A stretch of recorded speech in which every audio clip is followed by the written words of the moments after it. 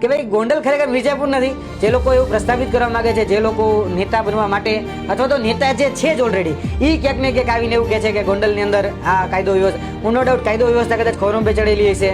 ઘણા બધા નેતાઓને કઠપુતળી કાયદો બની ગયું છે, એમાંય ના નથી. આ વાતને હું સ્વીકારું છું. આ બધું જ થઈ. અને ગોંડલની અંદર અત્યાર સુધી ડ્રગ્સ નહોતું મળતું. મારા ઘરથી 500 મીટર દૂર હું રહું છું, કોલેજ ચોકમાં.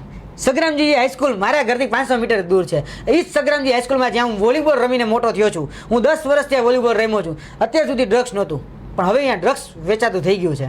આ હકીકત છે, એમાં ના જ નથી. મેં નજીકથી જોયું છે. ગોંડલમાં અમુક લુખ્ખા તત્વો હોય, એમાં ના જ નથી.